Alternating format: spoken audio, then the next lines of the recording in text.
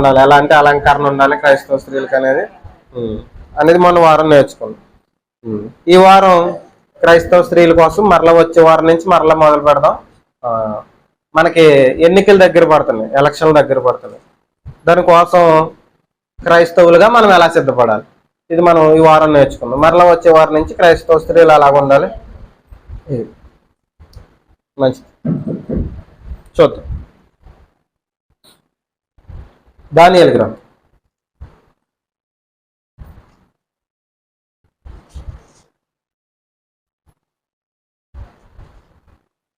దానియేలు గ్రంథం 4వ అధ్యాయం 10వ వచనం.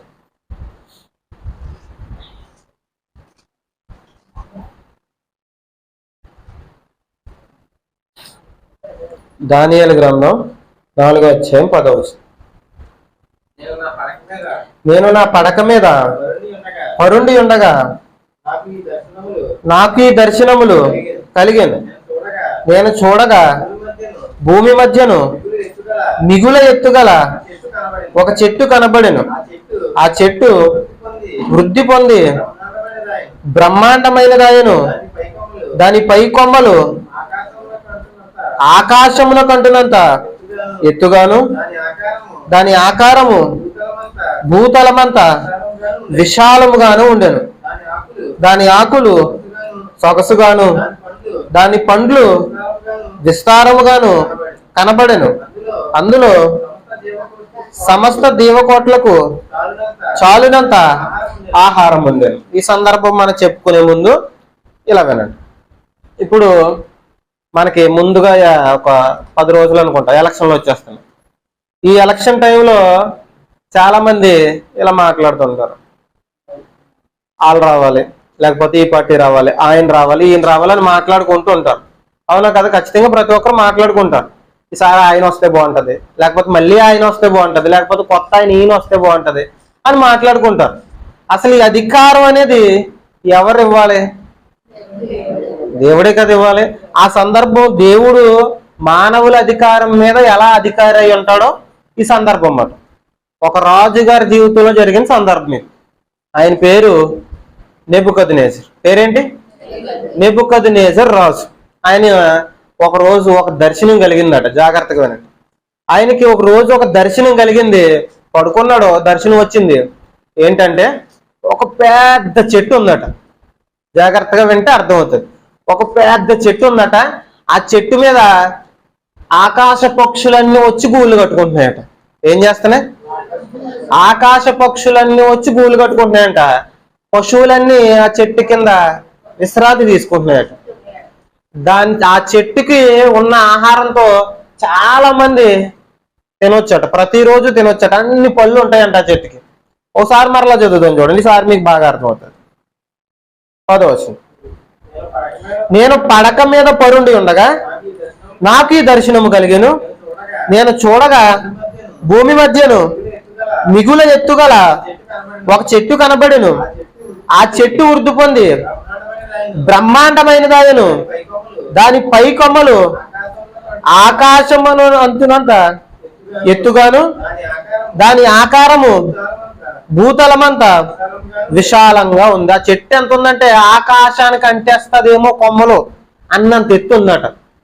ఈ విశాలం ఎంత ఉందంటే భూమి అంతా సరిపోద్దేమో అన్నంత విశాలంగా ఉందంట చెట్టు. ఈ చెట్టు ఎక్కడ ఉంది? ఇంతకి కళ్ళలో దర్శనంలో వస్తుంది ఇది. ఆ చెట్టు కనిపిస్తుంది. ఆ చెట్టు ఎంత పెద్దది ఉంది? ఆకాశానికంటే అంత, ఈ భూమి అంతా సరిపోయే అంత చెట్టు ఉందట. ఆ చెట్టు మీద ఆకాశ పక్షులన్నీ వచ్చి గూళ్ళు కట్టుకుంటున్నాయట. తర్వాత కింద పశువులన్నీ వచ్చి రెస్ట్ తీసుకుంటున్నాయట. తర్వాత చదువుదాం చూడండి 12వ వచనం. దాని ఆకులు సొగసుగాను, దాని పండ్లు విస్తారముగాను కనబడెను. అందులో సమస్త జీవకోట్లకు చాలినంత ఆహారం ఉండెను. దాని నీడను అడవి జంతువులు పండుకొనిను. దాని కొమ్మలలో ఆకాశ పక్షులు కూర్చుండెను. సకల మనుషులకు చాలినంత ఆహారము దాని యందు తర్వాత. మరియు నేను నా పడక మీద పండుకొని ఉండి నా మనస్సులకు కలిగిన దర్శనము దర్శనములు చూచుచుండగా జాగరూకుడగు ఒక పరిశుద్ధుడు ఆకాశం నుండి దిగివచ్చి ఇలాగు బిగ్గరగా ప్రకటించను. ఈ కళ అంతా జరుగుతుంది, దర్శనం అంతా జరుగుతుంది. ఏంటి దర్శనం? ఒక పెద్ద చెట్టు ఉంది. మీకు బాగా గుర్తుండాలని మరలా చెప్తున్నా. ఒక పెద్ద చెట్టు ఉంది. ఆ చెట్టు ఆకాశానికి అంటేలా ఉందట. దాని విశాలం ఎంత ఉంది? భూమి అంత ఉందట. ఈ భూమి మీద ఉన్న మనుషులందరూ తినేంత ఆహారం ఉందంట ఆ చెట్టు దగ్గర. ఆకాశ పక్షులన్నీ వచ్చి గూళ్ళు కట్టుకుంటున్నాయట. ఇంకా పశువులన్నీ వచ్చి కింద రెస్ట్ తీసుకుంటున్నాయట. ఇలా ఉందో చెట్టు. ఈ దర్శనం అంతా ఈ నెబుకద్నెజరు రాజు గారు చూస్తున్నారు. చూస్తున్న సమయంలో పరలోకం నుంచి ఒక జాగరూకుడకు పరిశుద్ధుడు వచ్చాడు. జాగరూకుడు అంటే మీకు సింపుల్ గా అర్థం అవ్వాలంటే పరలోకంలో ఒక దేవదూత కావచ్చు. పరలోకంలో ఒక దేవదూత. ఆ దేవదూత ఆ జాగరూకుడు వచ్చి ఇలా చెప్తున్నాడు. ఈ దర్శనం కలుగుతున్న సమయంలో ఆ దర్శనంలోనే జాగరూకుడు వచ్చాడు. వచ్చి ఈ నెబుకద్నెజరు రాజుకి ఇలా చెప్తున్నాడు. ఏం చెప్తున్నాడు చూద్దాం. చూడు 14 నుంచి మళ్ళీ చదువు. 14. మరియు నేను నా పడక మీద పండుకొని ఉండి నా మనసునకు కలిగిన దర్శనము చూచుచుండగా జాగరూకుడకు ఒక పరిశుద్ధుడు ఆకాశం నుండి దిగివచ్చి ఇలాగ బిగ్గరగా ప్రకటించను. ఈ చెట్టును నరికి దాని కొమ్మలను కొట్టి దాని ఆకులను తీసివేసి దాని పండ్లను పారవేయుడి. తర్వాత పశువులను దాని నీడ నుండి తోలివేయుడి, పక్షులను దాని కొమ్మల నుండి ఎగరగొట్టుడి. అయితే అది మంచునకు తడిసి పశువు వలె పచ్చికలో నివసించినట్లు దాని మొద్దును ఇనుము ఇత్తడి కలిసిన కట్టుతో కట్టించి పొలములోని గడ్డి పాలగినట్లు దాని భూమిలో విడువుడి. బాగా చదువు. ఇక్కడ జరుగుతున్న సందర్భం ఏంటంటే ఆ జాగరూకుడు వచ్చాడు. జాగరూకుడు వచ్చి ఇలా చెప్తున్నాడట. ఆ చెట్టుని, ఈ బ్రహ్మాండమైన చెట్టు ఉంది కదా, ఈ పెద్ద చెట్టు ఉంది కదా, ఆ చెట్టుని నరికేసి ఆకాశ పక్షులన్నిటిని వెళ్ళగొట్టండి, ఈ పశువులన్నిటిని చెదరగొట్టండి. ఆ మొద్దు ఉంటది కదా, నరికేసిన తర్వాత మొద్దు ఉంటది కదా, దాన్ని ఏమి చేయకండి, దాన్ని అలా ఉంచండి. ఇనుము ఇత్తడి కలిపి ఒక కొట్టు కట్టండి, దానికి ఒక కొట్టు కట్టి దాన్ని అలాగే గడ్డిలో ఉండేలాగా వదిలేయండి అని చెప్పాడట జాగరూకుడు వచ్చి. ఇలా చెప్పిన తర్వాత ఈ రాజుకి గందరగోళం పట్టుకుంది. అసలు ఏంటి కళ, ఏంటి దర్శనం, అసలు అర్థం కావట్లేదే అని కింద మీద పడిపోయి దానియేలు దగ్గరికి వచ్చి అడిగితే ఆ దానియేలు గారు ఆ కళభావం ఏంటో చెప్తారు. ఆ తర్వాత ఈ జాగరూకుడు ఇంకో మాట మాట్లాడతాడు. చూడండి 17వ వచనంలో ఆ మాట చూసి తర్వాత మాట్లాడుకోండి. ఈ ఆజ్ఞ జాగరూకులకు దేవదూతల ప్రకటన అనుసరించి జరుగును, నిర్ణయమైన పరిశుద్ధుల ప్రకటన అనుసరించి సంభవించును. మహోన్నతుడకు దేవుడు మానవుల రాజ్యం పైన అధికారి అయి ఉండి తాను ఎవరికి అనుగ్రహింప నిశ్చయించును వారికి అనుగ్రహించునని ఆయా రాజ్యం పైన అత్యల్ప మనుషులను ఆయన నియమించి ఉన్నాడని మనుషులందరూ తెలుసుకున్నట్లు ఇలాగూ జరుగును. ఏమైనా అర్థమైందా? ఏం అర్థం అవ్వలేదు కదా. జాగరూకుడు వచ్చి ఆ చెట్టును కొట్టేయండి, పక్షులన్నిటిని చెదరగొట్టేయండి అని చెప్పిన తర్వాత ఇంకో విషయం చెప్తున్నాడట. ఈ చెట్టును కొట్టండి, దీన్ని చెదరగొట్టండి అనే నిర్ణయం ఈ భూమి మీద జరిగిన నిర్ణయం కాదు. ఎక్కడ జరిగింది నిర్ణయం? పరలోకంలో దేవదూతల సమక్షంలో దేవుడు కూర్చుని ఈ నిర్ణయం చేశాడు. ఏంటా నిర్ణయం? ఆ కింద చెప్తున్నాడు, మానవుల అధికారం మీద దేవుడు అధికారిగా ఉన్నాడట. ఏంటి? మానవుల అధికారం మీద దేవుడు అధికారిగా, మానవుల అధికారం మీద దేవుడు అధికారి. మానవుల అధికారం మీద దేవుడు అధికారి అంటే ఏంటి? ఇప్పుడు మనుషులకి కొన్ని అధికారాలు ఉంటాయి. ఎమ్మెల్యే కావచ్చు, ఎంపీ కావచ్చు, సీఎం కావచ్చు, పిఎం కావచ్చు, ఇలా కొన్ని అధికారాలు ఉంటాయి. అది ఉద్యోగం అయినా ఏదైనా కొన్ని అధికారాలు ఉంటాయి. ఈ అధికారాల మీద ఎవరంటే అధికారి? దేవుడు అధికారి అంటే ఎవరు ఎప్పుడు ఆ సీట్ ఎక్కాలో, ఎప్పుడు సీటు దిగాలో, ఎప్పుడు ఎవరిని కూర్చోబెట్టాలో, ఎప్పుడు ఎవరిని దింపేయాలో పైన జరుగుతుందట మీటింగ్ ఫస్ట్. ఇప్పుడు మనం ఇక్కడ గింజిపోతున్నాం కానీ ఎవరు వస్తారా ఎవరు వస్తారా ఎవరు వస్తారని. ఇప్పుడే ఈ టైంకి పైన నిర్ణయాలు జరిగిపోయి ఉంటాయట, తెలుసా? పైన నిర్ణయాలు జరిగిపోయి ఉంటాయట. ఆల్రెడీ సీఎం ఎవరో పైన నిర్ణయించేసి దేవుడు రాసి పెడేసి ఉంటాడు, మనకు తెలియదు అంతే. అర్థమవుతుందా? ఎప్పుడు ఎవరిని నిలబెట్టాలో, ఎప్పుడు ఎవరిని పడగొట్టాలో అది దేవుడి ఇష్టం. అర్థమవుతుందా? దేవుడి ఇష్టం అయితే ఇప్పుడు మీకు చిన్న విషయం చెప్తాను.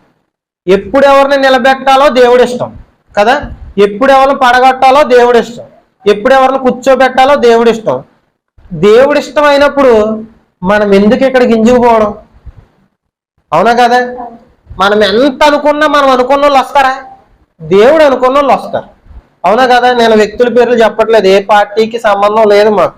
అర్థమవుతుందా? నాకైతే వ్యక్తిగతంగా ఏ పార్టీకి సంబంధం లేదు. నేను పార్టీల కోసం చెప్పట్లేదు, క్రైస్తవులు ఎలాగ ఉండాలని చెప్తున్నా. అర్థమవుతుందా?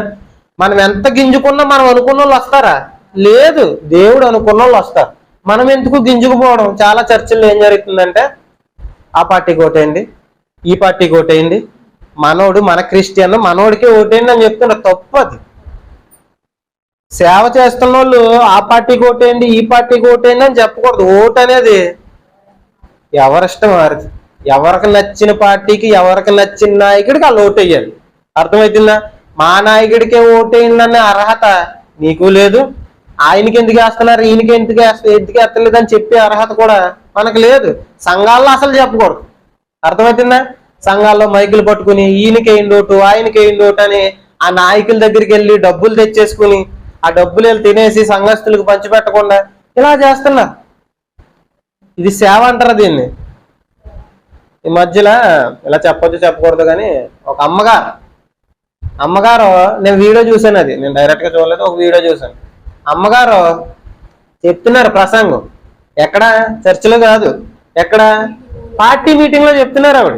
నేను వీడియోలో చూశాను, పార్టీ మీటింగ్ లో చెప్తున్నారు. ఇప్పుడు ఒక సాధారణమైన వ్యక్తి వాళ్ళు సేవ చేయట్లేదు అనుకోండి, మామూలు బయట ఉన్న వ్యక్తి అనుకోండి, ఆ పార్టీ మీటింగ్ లో మాట్లాడటం తప్పు కాదు, అస్సలు తప్పు కాదు. ఆ పార్టీ మీటింగ్ లో సాధారణమైన వ్యక్తి మాట్లాడటం తప్పు కాదు.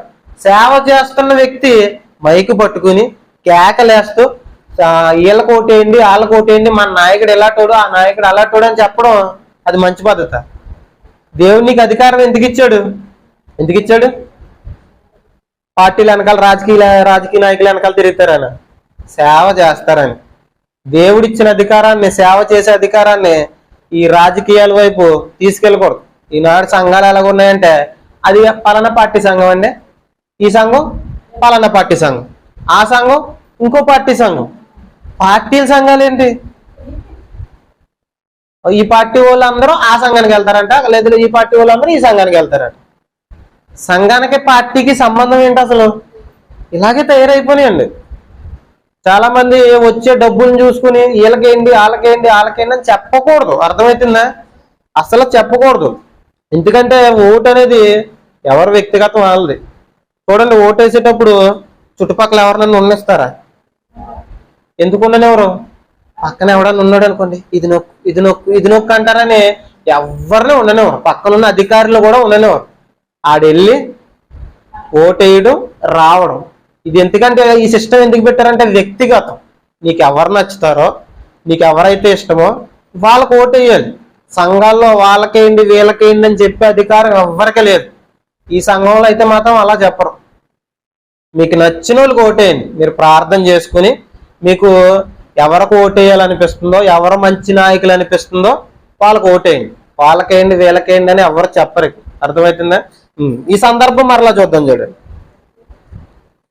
జాగరూకుడు వచ్చి అలా చెప్పాడట. ఏం చెప్పాడు? చెట్టుని నరకండి, పక్షులన్నిటిని చెదరగొట్టండి, జంతువులన్నిటిని చెదరగొట్టండి.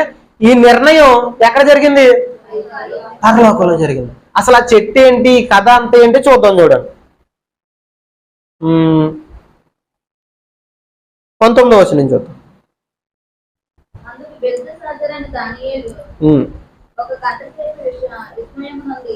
మనసునందు కలవరపడగా 22 నుంచి చదివేద్దాం, 21 నుంచి చదివేద్దాం. సింపుల్. రాజా, ఆ చెట్టు నిన్ను సూచించుచున్నది, నీవు వృద్ధి పొంది మహాబలము గలవాడవైతివి, నీ ప్రభావము వృద్ధి నంది ఆకాశమంతా ఎత్తాయను, ఈ ప్రభుత్వము నీ ప్రభుత్వము లోకమంతటా వ్యాపించి ఉన్నది. చెట్టును నరుకుము, దాని నాశనము చేయము గాని దాని మొద్దును భూమిలో ఉండనిమ్ము. ఇక్కడ దానియేలు గారి దగ్గరికి ఆ రాజు గారు వచ్చి, ఈ కళ ఏంటో నాకు అర్థం కావట్లేదు, జాగ్రత్తగానండి. మరలా చెప్పలేరు అవ్వలేదు, జాగ్రత్తగానండి. ఈ సందర్భం బట్టి మీకు అర్థమవుతుంది. మరలా ఎప్పుడైనా చెప్పాను అనుకోండి, అంత ఇంట్రెస్ట్ రాదు. ఈ ఎలక్షన్ టైంలో చెప్తేనే ఇంట్రెస్ట్ వస్తుంది. జాగ్రత్తగానండి.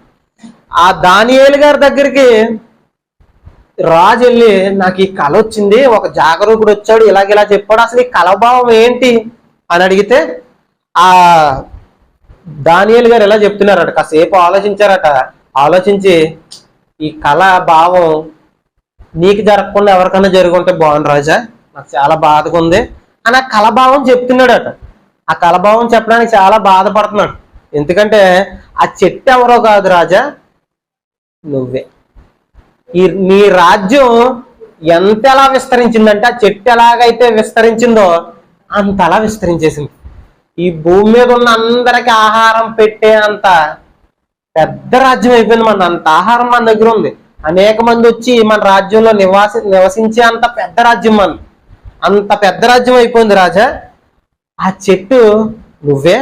ఆ చెట్టుని దేవుడు కొట్టేయమన్నాడు. ఏం చేయమన్నాడు? కొట్టేయమన్నాడు. ఆ చెట్టు మొద్దు ఉంది కదా, దాన్ని నరకొద్దు అన్నాడు. ఎందుకో తెలుసా? నీ అధికారాన్ని తీసేస్తాడు. నిన్ను చంపాడు, నీ అధికారాన్ని తీసేస్తాడు. నీ అధికారాన్ని తీసేసి నువ్వు మారిన తర్వాత, నీకు మారు మనసు వచ్చిన తర్వాత మరలా ఆ మొద్దు చిగిరించి మరలా నీ రాజ్యం నీకు వస్తుంది. అర్థమైందా? ఆ చెట్టు ఎవరు? రాజుగారు, నెబుకద్నెజర్ రాజుగారు. ఆ చెట్టుని దేవుడు కొట్టేయమన్నాడు. ఎందుకు కొట్టేయమన్నాడు? ఈయనకి ఒక గర్వం ఉంది. ఆ గర్వం ఏంటంటే, ఈ రాజ్యం అంతా నేనే సంపాదించుకున్నాను, ఈ అధికారం అంతా నాదే, ఈ ప్రజల మీద అధికారం అంతా నాది, నేను తప్ప ఎవడో లేడు వీళ్ళకి అధికారి, వీళ్ళకి నేను దేవుడితో సమానం, నాకులా పరిపాలన ఎవడో చేయలేడు అని కొంచెం గర్వం వచ్చిందంటే ఈయనకి. ఆ గర్వం వస్తే దేవుడు ఆ గర్వాన్ని చూసి, మానవులందరికి అధికారు నువ్వా, ఈ రాజ్యం అంతటికి అధికారు నువ్వా, నీ మీద అధికారి నేను. రాజ్యం నువ్వు సంపాదించుకుంటే రాలేదు, అధికారం నువ్వు సంపాదించుకుంటే రాలేదు. నువ్వేదో చేసేసావని, నువ్వేదేదో మంచి మంచి పనులు చేసావని నీకు అధికారం రాలేదు. అధికారం నేనిస్తే వచ్చింది. ఇది నీకు తెలియాలంటే నీకు అధికారం తీసేస్తాడు. ఎన్ని రోజులు తీసేస్తాడంటే 6 కాలాల పాటు, 7 కాలాల పాటు అధికారాన్ని తీసేస్తాడు. ఆ 7 కాలాలు సింపుల్గా మీకు అర్థం అవడానికి చెప్పేస్తున్నాను. ఆ 7 కాలాలు ఈ నెబుకద్నెజర్ రాజుని మనుషులందరూ జనాల నుంచి తరిమేస్తారు. మనుషుల నుంచి తరిమేసి అడవికి గెంటేస్తారు. అడవికి గెంటేస్తే ఆ అడవిలో అలాగే చెట్టు, ఒక పశువు ఎలాగైతే జీవిస్తుందో గడ్డి మేసేటట్టు అలా గడ్డి మేస్తూ ఉండిపోతాడండి ఒక రాజు. ఎందుకు ఈయన రాజ్యం ఊడిపోయింది? గర్వం, ఇదంతా నేనే చేశానని. పరిపాలన ఇచ్చింది దేవుడు, ఆ పరిపాలన సక్రమంగా చెయ్యాలి. ఆ దేవుడికి లోబడి పరిపాలన చేసిన రోజు అధికారం నిలబడతాడు. అర్థమవుతుందా? ఆ దేవుడికి లోబడి పరిపాలన చేయకుండా నేనే నేనే నేనే అని చెప్పుకుంటా తిరిగామనుకోండి, ఉన్న అధికారం ఊడిపోద్ది, కుర్చీ ఎగిరిపోద్ది. అర్థమవుతుందా? దేవుడు ఇచ్చాడు అధికారం, ఆ దేవుడు ఇచ్చిన అధికారాన్ని సక్రమంగా చేయాలి. ఈయన్ని అడవిలోకి గెంటేసిన తర్వాత, ఆ 7 కాలాలు అయిపోయిన తర్వాత ఈయనకి అప్పుడు బుద్ధి వస్తుంది. అప్పుడు బుద్ధి వచ్చి ఈ మాటలు పలుకుతాడు. చూడండి 34వ ముగించుకోండి. 34వ ఆ కాలం గడిచిన పిమ్మట నెబుకద్నెజరును నేను మరలా మానవ బుద్ధి గలవాడనే నా పండ్లు ఆకాశము తట్లెత్తి చిరంజీవియు సర్వోన్నతుడను దేవునికి స్తోత్రం చేసి ఘనపరిచి స్తుతించితిని. ఆయన ఆధిపత్యము చిరకాలం వరకు, ఆయన రాజ్యము తరతరములు ఉండును. ఏం చెప్తున్నాడు ఇక్కడ? ఆ 7 కాలాలు గడిచిపోయిన తర్వాత, అడవిలో ఒక పశువులా ఉండిపోయిన తర్వాత, అప్పుడు ఈయనకు బుద్ధి వచ్చిందట. అప్పుడు చెప్తున్నాడట ఏమని? దేవుడి రాజ్యం చిరకాలం ఉంటుందని దేవుని స్తుతిస్తున్నాడట. ముందు ఈ రాజ్యం నాది అని చెప్పాడు, ఇప్పుడు దేవుని స్తుతిస్తున్నాడట. మొట్టికేలు పడితే తప్ప బుద్ధి రాలేదు, ఆ కుర్చీ దిగితే తప్ప బుద్ధి రాలేదు. అప్పుడు ఎప్పుడైతే ఈయనకి బుద్ధి వచ్చిందో మరలా ఈయనకి అధికారం ఇస్తాడు. ఇచ్చిన తర్వాత ఈయన తర్వాత ఇంకో రోజు వస్తాడు. ముగించేస్తాను నేను. ఈయన తర్వాత ఇంకో రోజు వస్తాడు. ఆ రాజు చేసిన పని ఏంటో తెలుసా? ఆ రాజు ఏ పని చేశాడో చూసి ముగించుకుందాం. చూడండి, ఈయనకు కూడా సేమ్ సిచ్యువేషన్ జరుగుతుంది. 5వ వచనం, 5వ అధ్యాయం 1వ వచనం. రాజగు బెల్షస్సరు తన అధిపతులలో 1000 మందికి గొప్ప విందు చేయించి ఆ 1000 మందితో కలిసి ద్రాక్ష రసము తాగుచుండెను. సరిపోద్ది, నేను చెప్పేస్తాను. ఈ రాజు బెల్షస్సర్ రాజు చేసిన పని ఏంటంటే, అధికారంలోకి వచ్చిన తర్వాత 1000 మందికి పార్టీ ఇచ్చాడట. మందు పార్టీ. ఏ పార్టీ? మందు పార్టీ. ఆ మందు పార్టీ ఇస్తే అధికారం ఎందుకు ఇచ్చాడు? రాజు కింద పార్టీలు చేసుకుని తిరుగుతారని. ఎందుకు ఇచ్చాడు అధికారం? ప్రజలందరికీ చక్కగా న్యాయం చేసి పరిపాలన చేస్తారని.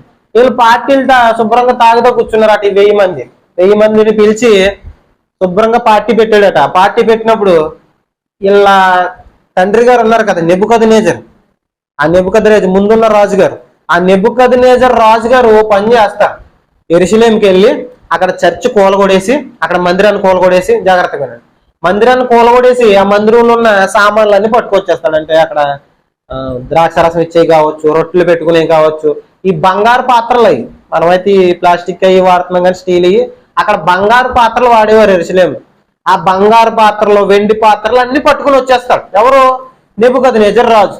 తెచ్చి పెడితే ఈ బెల్షస్సర్ రాజు ఉన్నాడు కదా, ఈయన మందు పార్టీ చేసుకుంటా, ఈ గ్లాసులు ఏం తాగుతావరా? ఆ బంగారు గ్లాసులు తండి. ఈ గ్లాసులు ఎక్కడికి? దేవుని మందిరంలో. ఆ దేవుని మందిరంలో గ్లాసులు తీసుకురావడం తాగుదామని అవి తీసుకొచ్చి ఆ దేవుని మందిరంలో ద్రాక్ష రసం వేసే ఆ గ్లాసుల్ని మందు వేసుకుని తాగుతున్నారట. తాగుతుంటే ఒక విషయం జరిగింది. అధికారాన్ని ఎలా దుర్వినియోగపరుస్తున్నారో చెప్తున్నాను. దేవుడిచ్చిన అధికారాన్ని తాగుతున్నారు. తాగుతున్న సమయంలో ఒక చెయ్యి వచ్చిందంట, ఒక పెద్ద చెయ్యి వచ్చి గోడ మీద ఒక రాత రాసిందట. ఆ పైప్ పొర లేపుతూ గోడ మీద అలా పేర్లు రాస్తే ఇలా కంగారు అట్టుకుంది. అసలు ఏంటి, చెయ్యి ఎందుకు వచ్చింది, ఏంటి, రాతలేంటి అని అక్కడ ఉన్న ఈ శకునాలు చెప్తారు కదా, జ్యోతిష్యాలు చెప్తారు కదా, వాళ్ళందరిని పిలుచుకొచ్చి అదేంట్రా అంటే ఎవరికీ తెలియదు. ఎవడో చెప్పలేకపోతుంటే అప్పుడు మరలా దానియేలు దగ్గరికి వచ్చింది. ఈ స్టోరీ మరలా దానియేలు దగ్గరికి వచ్చి దానియేలుని అడుగుతున్నారు, అసలు ఆ పేర్లు ఏంటి, అక్కడ ఏదో రాసింది, ఒక చెయ్యి వచ్చి మేము తాగుతుంటే వచ్చి ఒక చెయ్యి రాసింది, ఏంటది అసలు అని అడిగితే అప్పుడు దానియేలు దాని భావం ఏంటో చెప్తున్నాడు. చూడండి, 24వ వచనం, 5వ అధ్యాయం 24వ వచనం. కావున ఆయన ఎదుట నుండి ఈ అరచేయి వచ్చి ఈ వ్రాతను రాసెను. రాసిన శాసనం ఏదనగా మేనే టెకెల్ ఉపాసిన్. ఈ వాక్య భాగం ఏమనగా మినే అనగా దేవుడు నీ ప్రభుత్వ విషయంలో లెక్క చూచి దానిని ముగించెను. ఆ చెయ్యొచ్చి ఏం రాసిందట? ఏమని రాసింది? మెనే టెకెల్ ఉపాసిస్ అని రాసిందట. ఆ పేరు రాస్తే ఇది ఎవరు చదవలేకపోతున్నారో దానియేలు ఒకడే చదివాడు. మెనే అనే పదానికి అర్థం ఏంటట? దేవుడు నీ ప్రభుత్వాన్ని లెక్క చూశాడు, లెక్క చూసి దాన్ని ముగించాడు. నీ ప్రభుత్వం లెక్క ఎవరో చూస్తలేదు అనుకో, దొంగ లెక్కలు వేసే ఎవరు చూస్తున్నారు లెక్క అంతా? నీ ప్రభుత్వంలో దొంగ లెక్కలు వచ్చాయి కాబట్టి నీ ప్రభుత్వాన్ని ముగించేస్తున్నావు. ఏం చేస్తున్నావు? నీ ప్రభుత్వాన్ని ముగించేస్తున్నావు. నీ కుర్చీ ఊడిపోబోతుందని ఎవరికి చెప్తున్నారు? బెల్షెజర్ రాజుకి దేవుడే సాక్షాత్తు వచ్చి వేలుతో రాస్తున్నాడు. ఆ తర్వాత మాటకు అర్థం చూద్దాం చూడండి. టెకేల్ అనగా ఆయన నిన్ను త్రాసులో తోచగా అది తక్కువగా కనబడితివి. ఏంటంట, ఆ దేవుడు త్రాసులో చూసాడట. చూస్తే ఈ రాజు పరిపాలన తక్కువగా కనిపించిందట. అంటే దేవుడు ఇక్కడ ఏం జరుగుతుందో, భూమి మీద ఎలాంటి పరిపాలన జరుగుతుందో చూస్తాడా? చూడ్డా, ప్రతిదీ చూస్తాడు. ఎలాగ నువ్వు ఏ స్కాములు చేస్తున్నావో, నీకు ఇచ్చిన అధికారాన్ని ఎలా దుర్వినియోగపరుచుకుంటున్నావో, జనాలకు న్యాయం చేయమని అధికారం ఇస్తే నువ్వు వెనకాల ఎలా కూడబెట్టుకుంటున్నావో డబ్బులన్నీ అన్ని చూస్తాడు. అన్ని చూస్తాడు. ఒకనొక రోజు లెక్క చూస్తాడు. లెక్క చూస్తే ఆ లెక్కలో, ఆ త్రాసులో నువ్వు కరెక్ట్గా రాలేదనుకో, ఏం జరుగుతుందో తెలుసా? ఏం జరిగిందో చూడండి. తర్వాత చదువు. పెరేస్ అనగా నీ రాజ్యం నీ యొద్ద నుండి విభాగింపబడి మాదీయులకును పారసీయులకును ఇయ్యబడును. నీ అధికారం నీ దగ్గర నుంచి పోతుంది. ఆ తర్వాత మాట చూద్దాం చూడండి. బెల్షస్సరు ఆజ్ఞయగా వారు దానియేలుకును ఊదారంగు వస్త్రములు తొడిగించి అతని మెడను బంగారపు హారం వేసి ప్రభుత్వము చేయటలో అతడు 3వ అధికారాన్ని చాటించిరి. ఆ రాత్రి అందే కల్దీల రాజుకు బెల్షస్సరు అతడాయను. ఏమయ్యాడట? చచ్చిపోయాడట రాజు. ఎందుకు చచ్చిపోయాడు? అధికారాన్ని దుర్వినియోగపరిచాడు. ఏం చేశాడు? దేవుడిచ్చిన అధికారాన్ని న్యాయంగా చేయకుండా ఏం చేశాడు? ఆ దేవుణ్ణే వెటకారం చేస్తూ గ్లాసుల్లో తాగాడట. బంగారు గ్లాసుల్లో తాగాడట, దేవుడి మందిరంలో ఉండే గ్లాసుల్లో. అలా తాగితే దేవుడు అధికారాన్ని తీసేశాడు, ప్రాణాలు కూడా తీసేశాడు. అర్థమవుతుందా? దేవుడు నమ్మిస్తాడు అధికారం. ఏ అధికారమైనా సంఘంలో కావచ్చు, అది సేవకునిగా అధికారం కావచ్చు, లేకపోతే ఏ ఉద్యోగమో కావచ్చు, లేకపోతే ఏ సీఎం పదవో కావచ్చు, ఏదైనా కావచ్చు. అది ఇదని నేను చెప్పట్లేదు, ఏదైనా కావచ్చు. దేవుడు నమ్మిస్తాడు అధికారం. ఆ అధికారాన్ని జాగ్రత్తగా చేసిన రోజు దేవుడు దీవిస్తాడు. ఆ అధికారంతో ఎటకారాలు ఆడామనుకోండి, ఖచ్చితంగా ఏమవుతుంది? ఈయనకిలాగే ప్రాణాలు పోతాయి, అధికారం పోతుంది. అర్థమవుతుందా? అప్పట్లో మన దేశంలో ముగించారు. అప్పట్లో మన దేశంలో ఒక నాయకుడు ఉండేవాడు. ఆయన కోసం నేను చూస్తే నాకు ఆశ్చర్యం కలిగింది. ఆయన లాల్ బహదూర్ శాస్త్రి అని ప్రధాని. ఆయన మన దేశ ప్రధానిగా చేశాడు ఆయన. ఆ లాల్ బహదూర్ శాస్త్రి గారు జీవితంలో ఒక సంఘటన జరిగిందట. ప్రభుత్వం వాళ్ళు కొంత జీతం ఇస్తారు వీళ్ళకి, ప్రధానికి, సీఎం కావచ్చు, ఎమ్మెల్యే కావచ్చు, పిఎం కావచ్చు. వాళ్ళకి నెలకి జీతం ఉంటుంది. 2 లక్షలు, 3 లక్షలు, 4 లక్షలు, కొంత జీతం ఉంటుంది. ఎంత ఉంటుంది నాకు కరెక్ట్గా తెలియదు, కానీ జీతం ఉంటుంది, లక్షల్లోనే ఉంటుంది. ఆ జీతం ఇస్తారు. ఈ లాల్ బహదూర్ శాస్త్రి గారికి కూడా జీతం వస్తుంది, ప్రధాని కదా ఆయన. ఈ జీతం డబ్బులతో వాళ్ళ కార్లు ఇస్తారు, బంగ్లాలు ఇస్తారు, ఉండడానికి బంగ్లాలు ఇస్తారు వాళ్ళకి. ఆ సీఎం పోస్ట్ ఉన్నన్ని రోజులు ఆ బంగ్లాలో ఉండొచ్చు, ఆ కారులో తిరగచ్చు.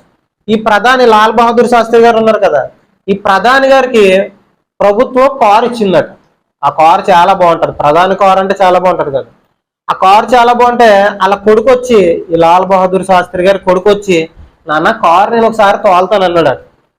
తప్పు తోలకూడదు, ఇది ప్రభుత్వ వాహనం, మంద కాదు, మన కారులో ఉన్నాయి కదా, అవి తోలుకో, అవి తోలకూడదురా అని చెప్పాడు. ఈ బిడ్డకి మా నాన్న ఇలాగే చెప్తాడని వాళ్ళ నాన్న మీటింగ్కి వెళ్ళిపోయిన తర్వాత బయట పార్క్ చేసి ఉంటాయి కారు, ఆ కారు వేసుకుని వెళ్ళిపోయాడు. ఆ కారు వేసుకుని వెళ్ళిపోతే ఈయన మరలా వచ్చాడు. వచ్చేటప్పటికి ఎలాగున్న కారు అలాగే పెట్టేశాడు. ఎలాగున్న కారు అలాగే పెట్టేస్తే ఇతనికి అనుమానం వచ్చింది. ఏంటి నేను ఇలా పార్క్ చేయలేదు, ఇలా పార్క్ చేసి ఉంది అని కొంచెం డౌట్ వచ్చి డ్రైవర్ని తీసుకొచ్చి మీటర్ చెక్ చేయమన్నాడు. మీటర్ చెక్ చేస్తే 14 కిలోమీటర్లు తిరిగి ఉంది ఎక్కువ. మీ అబ్బాయి గారు వేసిపోయినట్టున్నారండి అనేసి అన్నారు. ఎంత తిరిగింది మీటరు అంటే 14 కిలోమీటర్లు తిరిగిందండి అని చెప్పి. అప్పుడు ప్రభుత్వానికి ఒక లెటర్ రాశాడట. ఈయన ప్రధాని, చెప్పక్కర్లేదు ఎవరికి, కానీ ప్రభుత్వానికి ఒక లెటర్ రాశాడట. ఈ నెల నా జీతం వస్తుంది కదా, ఆ జీతంలోని ఈ 14 కిలోమీటర్లు తిరిగాడు మా కొడుకు, దానికి ఫైన్ ఎంత వేస్తారో వెయ్యండి, ఆ పెట్రోల్కి ఎంత ఖర్చు అయిందో ఆ డబ్బులు కట్ చేసుకుని మిగతా జీతం నాకు ఇవ్వండి అని చెప్పాడట. చూడండి ఎంత నిజాయితీగా ఉన్నాడు. అసలు చెప్పాలా? చెప్పక్కర్లేదు.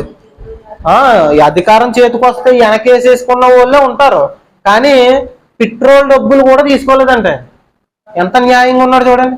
అలాంటి న్యాయంగా పరిపాలన చేసే నాయకులు రావాలంటే ముందు మనం న్యాయంగా ఉండాలి. ఏం చేయాలి? మనం న్యాయంగా ఓటేస్తే న్యాయంగా పరిపాలన చేసేవాళ్ళు వస్తారు. మనం డబ్బులు తీసుకుని ఓటేసాం అనుకోండి, మన డబ్బు అంతా తినేసేవాళ్ళు వస్తారు. ఇప్పుడు అధికారం ఎవరిస్తారు? దేవుడు ఇస్తారు కదా. మీకు ఒక డౌట్ రావచ్చు, ముగించేస్తాం, ఎక్కువసేపు చెప్పేస్తున్నాను అనుకోకండి. దేవుడు ఇస్తాడు కదా అధికారం. దేవుడు అధికారం ఇస్తాడు. ఇప్పుడు దేవుడే అధికారంలో నిలబెడితే ఒక్కొక్కసారి చెడ్డోళ్ళు నాయకులు అవుతున్నారు కదా, జనాల డబ్బులు తినేసే వాళ్ళు నాయకులు అవుతున్నారు కదా. ఎందుకు అవుతున్నారు అసలు? దేవుడు చెడ్డోళ్ళు నిలబెడతాడా? నిలబెట్టడా? ఖచ్చితంగా నిలబెడతాడు. ఎందుకు నిలబెడతాడు? మనకు బుద్ధి రావాలని. ఇప్పుడు నెబుకద్నెజర్ రాజు గారు ఉన్నారు, ఈయనకి అధికారం ఇచ్చింది ఎవరు? దేవుడే. ఎందుకు ఇచ్చాడు అధికారం? ఇశ్రాయేలీలకు బుద్ధి రావాలని. ఇశ్రాయేలీలు భక్తిగా ఉండలేదని ఈయనకు అధికారం ఇచ్చి ఆ దేశం మీదకి దండయాత్రకు పంపించాడు. అర్థమవుతుందా? మనకు కూడా కొంతమంది అధికారులు నిలబెడతాడు, వాళ్ళు అన్యాయం చేసినా వాళ్ళు అలాంటి నిలబెడతాడు. ఎందుకంటే మనకు బుద్ధి రావాలి. ఓటేసే ముందు ఒకసారి ఆలోచించాలి. మనం డబ్బులు తీసుకుని వేసేస్తున్నాం, 500 1000 రూపాయలు ఇస్తున్నారు. నేను నిజాయితీగా చెప్పగలను, ఇప్పుడు దాకా నేను డబ్బులు తీసుకుని ఓటేయలేదు, ₹1 కూడా తీసుకోలేదు. గుండెల మీద చేసుకుని చెప్పగలను. నేను 3 సార్లు ఓటేసాను. ఇప్పటికి సీఎం ఎలక్షన్ ఒకటి, ఎంపీటీసీ ఎలక్షన్ ఒకటి, ప్రెసిడెంట్ ఎలక్షన్ ఒకటి, 3 ఎలక్షన్లో ఓటేసాను. ₹1 కూడా తీసుకోలేదు, ₹1 కూడా ఇచ్చుకోలేదు, ఇచ్చుకోను. అర్థమవుతుందా? నిజాయితీగా ఓటేసిన రోజు మంచి నాయకుడు వస్తాడు. అర్థమవుతుంది? క్రైస్తవుడు అంటే నిజాయితీగానే ఉండాలి. 500 1000 రూపాయలు మన దగ్గర మనకి ఇస్తారో, మన దగ్గర ఎంత లాక్కుంటారో తెలుసా? మొన్న ఒక లెక్క చూసానండి నేను. సంవత్సరం కన్నా 5 సంవత్సరాలకి 10 లక్షలు ఒక కుటుంబం నుంచి లాక్కుంటున్నారట ప్రభుత్వం. 5 సంవత్సరాలకి 10 లక్షలు లాక్కుని మనకి 50,000 లేకపోతే ₹1,00,000 ఇస్తున్నారట. ఎంత లాక్కున్నారు? ఎలా లాక్కుంటున్నారు? ఖర్చులు పెంచి. మనకు అది అర్థం కాదు. ఖర్చులు పెంచి మన మీద లాగేసుకుంటున్నారు. లాగేసుకుని మనకి పై చిల్లర ఇస్తారు. అర్థమవుతుందా? ఈ ఎలక్షన్లో కూడా మనకి చిల్లర ఇస్తారు. ఏంటి? 500 1000 రూపాయలు. మన దగ్గర నుంచి లాక్కునేది ఎంత ఉంటుంది? కొన్ని కోట్లు సంపాదించేసుకుంటారండి వాళ్ళు, కొన్ని కోట్లు. నిజాయితీగా ఓటేస్తే నిజాయితీ పరులు వస్తారు. అర్థమవుతుందా? అలా నిజాయితీగా ఓటేద్దాం. నిజాయితీగా ఓటేసి మంచి నాయకుల్ని ఎన్నుకున్న రోజు మన జీవితాలు బాగుంటాయి. మన రాష్ట్రం, మన దేశం అంతా అభివృద్ధి అవుతుంది. మా చిన్నప్పటి నుంచి చూస్తున్నానండి. మన భారతదేశం, నా చిన్నప్పుడు స్కూల్లో చదువుకున్నప్పుడు భారతదేశం అభివృద్ధి చెందుతున్న దేశం అని రాశారు. ఇప్పుడు పుస్తకాల్లో చదవండి, అదే ఉంటది. ఏంటి? భారతదేశం అభివృద్ధి చెందుతున్న దేశం. చెందిన దేశం అని ఉండదు, చెందుతున్న దేశం. ఎప్పటికీ అది చెందుతానే ఉంటుంది. ఎప్పటికీ మన దేశం దాటి పక్క దేశం వెళ్ళండి. మన దేశం దాటి పక్క దేశం వెళ్ళారనుకోండి, ఎలా ఉంటుంది తెలుసా? రోడ్లు ఎలా ఉంటుంది తెలుసా? బిల్డింగ్లు ఒక రేంజ్లో ఉంటాయి. మన దేశం ఎలాగ ఎందుకుంది? మన స్థిరంగా లేక. అక్కడ చదువుకున్న వాడికి, మంచిగా ఇతను బాగా చేస్తాడు పరిపాలన అన్నవాడికి అధికారం ఇస్తారు. వేరే దేశాల్లో బాగా చదువుకుని మంచి తెలివైనోడికి, ఇతను పరిపాలన బాగా చేయగలడు అన్నవాడికి ఓటేసి నిలబెడతారు. మనమైతే రౌడీలకి, ఆడి మీద ఒక 10 కేసులు ఉన్నవాడికి, ఆడు వెనక ముందు చూడడం, ఆ డబ్బులు ఇచ్చేస్తున్నాడు, మనం గుద్దేలు అంతే. ఆడి మీద ఎన్ని కేసులు ఉన్నా మనకి అనవసరం. వేరే దేశాల్లో అలా ఉండదండి. వేరే దేశాల్లో అస్సలు అలాగ ఉండదు. నిజాయితీ పరుల్ని ఎన్నుకుంటారు. అది బాగా చదువుకున్నవాడు అయితేనే ఎన్నుకుంటాడు. సంతకం ఎట్టడం రాదు తెలుసు చాలా మందికి. ఎమ్మెల్యేలకి, ఎంపీలకి సంతకం ఎట్టడం రాదు. ప్రమాణ స్వీకారం చేస్తారు కదా, నేను ఈ శాసనం ద్వారా నిర్మితమైన రాజ్యం పట్ల నమ్మకంగా ఉంటానని నగ్గిన తర్వాత ప్రమాణ స్వీకారం చేస్తారు. అది చదవటం రాదు చాలా మందికి. ఎమ్మెల్యేలకి, ఎంపీలకి చదవటం రాదు. పక్కన ఉన్నవాడు ఒకటి చదివితే వీళ్ళు చెప్పడానికి కూడా ఇబ్బంది పడతారు. మాటలు తిరగవు. రోజు మందేస్తుంది ఏం తిరిగితే. అర్థమవుతుందా? అలాంటి నాయకులు మనం ఎన్నుకుంటున్నాం. నేను వాళ్ళని ఎన్నుకోండి, వీళ్ళని ఎన్నుకోండి అని చెప్పట్లేదు. బైబిల్ ప్రకారం మీరు ప్రార్థన చేసుకుని, ఓటేసే ముందు ప్రార్థన చేసుకుని, మీకు ఎవరు నిజాయితీగా అనిపిస్తారో, ఎవరు మంచిగా అనిపిస్తారో వాళ్ళకి ఓటేయండి. అర్థమవుతుందా? ఏ పార్టీలు వెనకాల, ఎవరు వెనకాల తిరగకూడదండి. వాళ్ళకి మనకి చేసేది ఏది ఉండదు. అర్థమవుతుందా? ఎవరు నిజాయితీ పరులు ఉండరు. ఉన్న వాటిలోనే కొంచెం మంచిగా ఎవరు ఉంటున్నారో వాళ్ళని చూసి మీ ఓటు, మీ అమూల్యమైన ఓటుని గొద్దండి. కళ్ళు మూసుకొని ప్రార్థన చేసుకోండి. పరలోకమందున మా తండ్రి, దయ కలిగిన మాకు ఈ అతి పవిత్రమైన ప్రశస్తమైన నామానికి వెళ్ళాలి తండ్రి గారు. ఇప్పటి వరకు తండ్రి క్రైస్తవులుగా తండ్రి ఈ రాజ్యాల పట్ల, ఈ ప్రభుత్వాల పట్ల మేము ఎలా ఉండాలో కొన్ని విషయాలు మేము నేర్చుకున్నాం తండ్రి. ఈ మాటలు తండ్రి ఎవరిని ఉద్దేశించి కానీ, ఏ పార్టీని ఉద్దేశించి కానీ తండ్రి మేము మాట్లాడలేదు తండ్రి. మీ గ్రంథంలో ఏదైతే ఉందో, మీ గ్రంథంలో మీరు ఏదైతే చెప్పారో తండ్రి, ఆ మాటలు మేము చెప్పాం తండ్రి. ఎవరైనా అపార్థం చేసుకుంటే వారిని క్షమించండి, కృపనిచ్చి నడిపించండి ప్రభా.